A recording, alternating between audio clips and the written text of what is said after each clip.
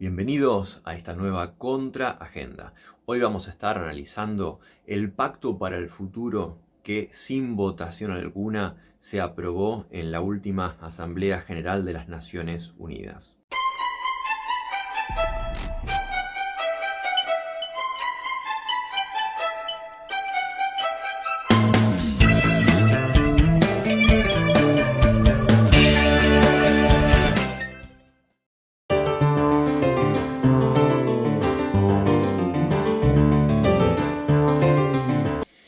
Como hemos venido diciendo, sin ningún tipo de votación, como la mayoría de los países previamente se pusieron de acuerdo, fue aprobado este llamado Pacto para el Futuro en las Naciones Unidas, que lo que hace es reforzar todo el sistema de la Agenda 2030. Como se han dado cuenta que buena parte de sus distintos objetivos no pudieron cumplirse y ya estamos a mitad de camino, un poco más, ya quedan solamente 6 años para llegar al 2030, lo que están haciendo entonces es intentar reforzarlos. Ahora, por supuesto, muchos de estos objetivos simplemente se encuentran allí no para cumplirse, están simplemente para endulzar, edulcorar, hacer un paquete más embellecido de lo que realmente intenta implementar la Agenda 2030. Por eso aparecen pobreza cero, terminar con lo que es el hambre en el mundo, y por supuesto nada de esto está aconteciendo y seguramente nada de esto acontecerá. ¿Por qué? Porque el propio sistema que propulsa esta Agenda 2030, todo este mega sistema político de gobernanza global que representa a las Naciones Unidas como prototipo de un gobierno mundial, en realidad se encuentra allí y se está construyendo no para generar un paraíso en la tierra, sino por el contrario, para asegurar los intereses de quienes dominan el mundo, específicamente las élites financieras, la élite plutocrática financiera que domina a través del sistema de la usura todos nuestros países. Ese es el único objetivo real y concreto de todas las estructuras políticas, macropolíticas, supranacionales que se han venido montando. Entonces creer que estos mismos que han venido endeudando al planeta entero durante las últimas décadas, los últimos siglos en realidad, están buscando construir un paraíso en la Tierra.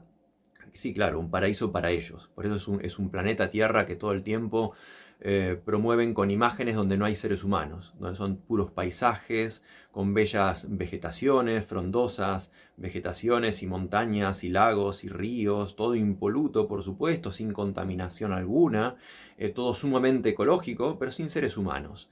O unos muy pocos seres humanos que van a estar casi como una especie animal más, para embellecerles a estas élites lo que les quede exclusivamente para ellos nuestro planeta. Así que, bueno, lamentablemente tengo que darles esa noticia, ¿no? Aquellos que tenían alguna mínima esperanza de que pudiera resolverse algo en el sentido de una mayor justicia en este mundo, bueno, sepan que con esta gente que ha destrozado las naciones, que ha destrozado los pueblos, evidentemente nunca se lo va a lograr. Entonces lo que deben hacer para poder implementar sus verdaderos objetivos es embellecerlos, recubrirlos, armar un paquete alrededor que no permita ver lo que realmente intentan. Esto es, en definitiva, la Agenda 2030. Y esto es lo que, bueno, muchos llamaron la Agenda 2045 como una renovación que seguramente acontecerá cuando lleguemos al 2030. Van a decir, bueno, como no se cumplieron los objetivos, vamos a remozarlos, vamos a actualizarlos y los vamos a presentar como Agenda 2045. Pero no es que así se lo haya presentado formalmente en esta ocasión, ¿sí? Muchos salieron a decir, bueno, esta es la Agenda 2045. No, en realidad todavía no existe la Agenda 2045, seguramente va a existir, y lo que va ocurriendo es que se van sentando las bases para que cuando se presente esa Agenda 2045 todos la acepten sin chistar, ¿sí? ¿Por qué?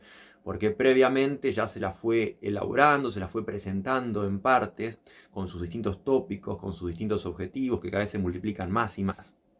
Acá hay muchos objetivos muy concretos. Por ejemplo, ampliar el Consejo de Seguridad de Naciones Unidas, donde ya les molesta la presencia, por ejemplo, de Rusia, vetando muchas de las decisiones que imponen Estados Unidos y Gran Bretaña.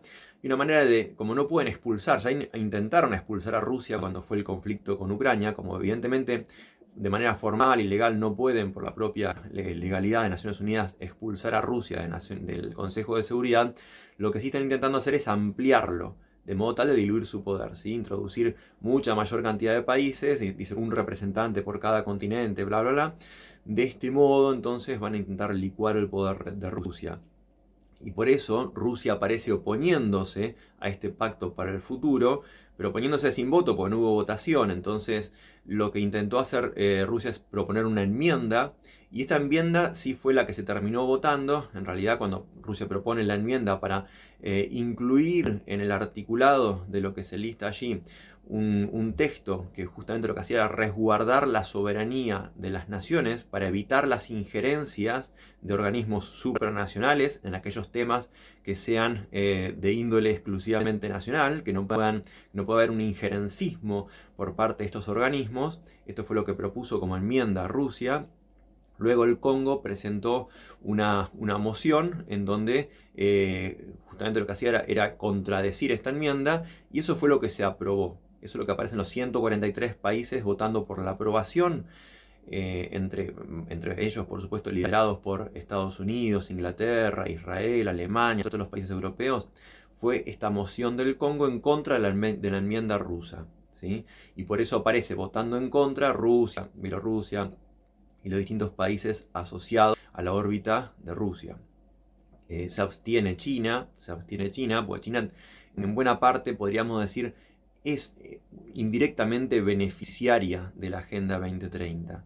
Si analizamos correctamente, por ejemplo, el principal país del mundo que fabrica paneles solares y que negocia con todas estas energías alternativas que se proponen contra el cambio climático, etcétera, etcétera, es China, ¿sí? Y uno de los países que es más dependiente del petróleo es China.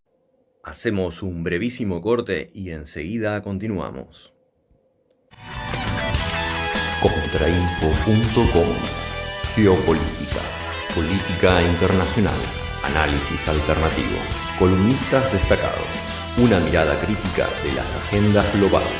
Contrainfo.com.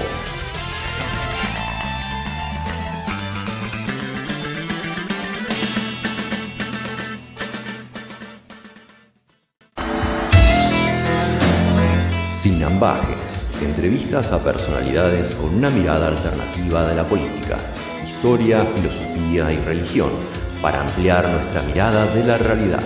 Sin ambajes, por el canal de YouTube y Odyssey de Contrainfo.com.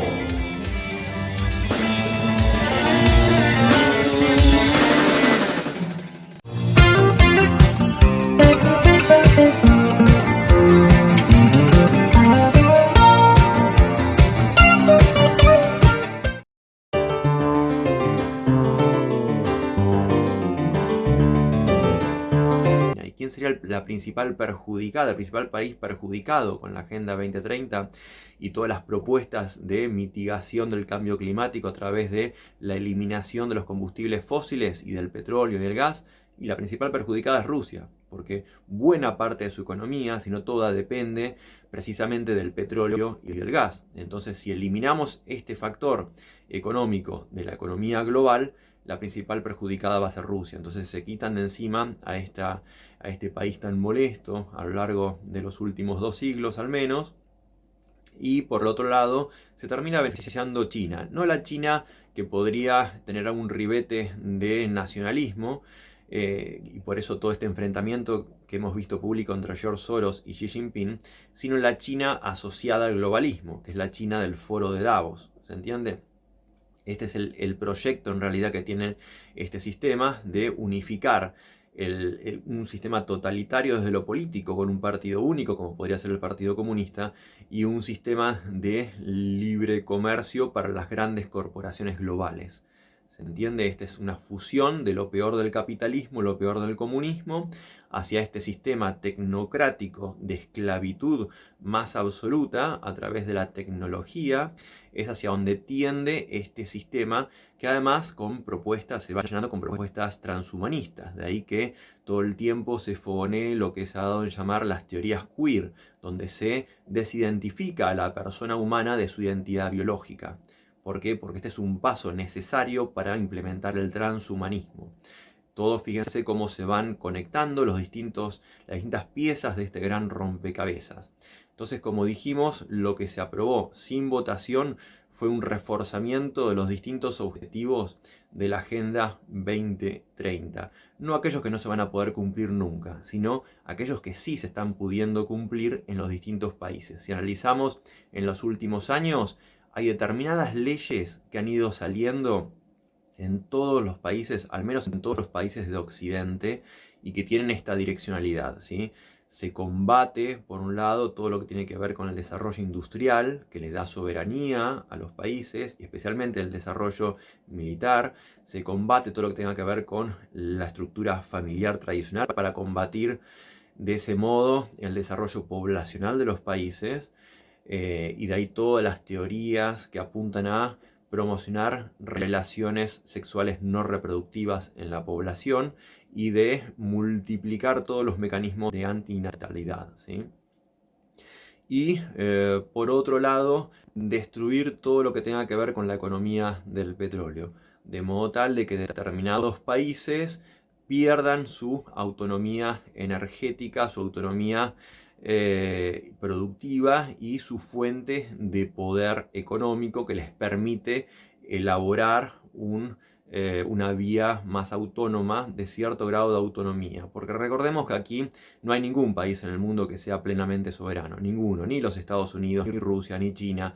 Todos están atravesados por este poder financiero usurario que domina buena parte de todos esos gobiernos. Lo que sí hay son intentos de crear algún tipo de autonomía dentro de ese sistema, pero ni siquiera eso permiten. Entonces van a buscar eliminar todos aquellos recursos energéticos, productivos, de desarrollo industrial y militar que hagan que algún gobernante en algún momento, en el momento presente o en el futuro, puedan intentar autonomizar su poder. Eso es lo que ellos no quieren. Ellos quieren gerentes de sus intereses, no gobernantes independientes, ni mucho menos.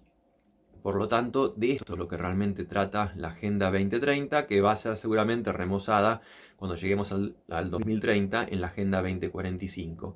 Todavía no se la denominó de esta manera, pero el Pacto para el Futuro lo que hace es ir sentando las bases, ir introduciendo los temas en los distintos países para que ventana de Overton mediante, lo que hoy vemos como impensado, mañana sea discutido, luego sea aceptado y por último sea legalizado y sea obligatorio, ¿sí? Este pacto para el futuro no es vinculante, pero empieza a ser, una vez que fue aprobado por consenso, no por votación, una vez que ya está aprobado, empieza a funcionar como referencia, como marco de referencia. Todos los documentos oficiales de los distintos países que adhirieron van a empezar a referirse a este pacto para el futuro. Y como dice el pacto para el futuro, y en concordancia con el pacto para el futuro, nosotros decidimos que bla, bla, bla, bla.